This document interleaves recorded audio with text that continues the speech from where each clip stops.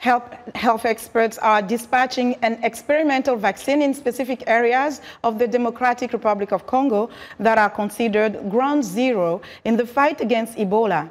The hope is to try to combat the outbreak from the onset.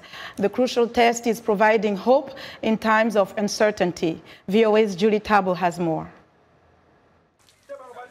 The Democratic Republic of the Congo is grappling with its 9th outbreak of Ebola, and health experts are scrambling to dispatch an experimental vaccine to fight the deadly virus in its earliest stages.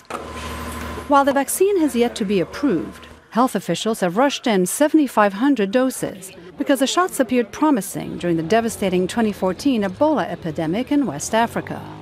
The vaccines are being dispensed in 3 of the country's most heavily affected areas, all of which are transport hubs.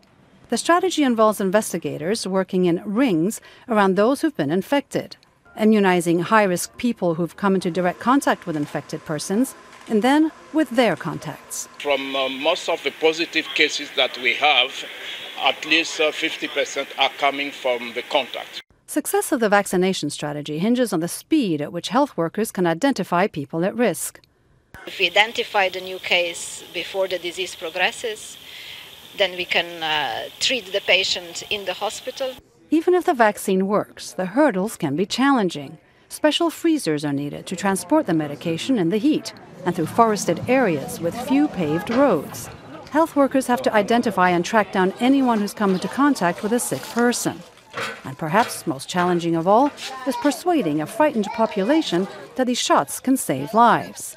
Many don't believe Ebola even exists. The community was not really convinced that this is a deadly disease. For them, it's a story of witchcraft and so on.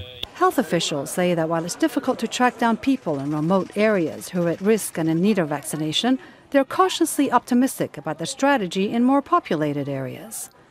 Passengers who arrive in boats have their temperature taken. And in populated areas along the Congo River, residents are given a phone number to report anyone who's become sick. Here we wait. As soon as it happens, we'll call since we were left numbers. They will come directly with drugs to spray in the boats. Health experts say the next 2 weeks will be critical in determining if the outbreak is under control. In the meantime, some recipients say at the very least, the shot gives them peace of mind. Julie Tabor, VOA News.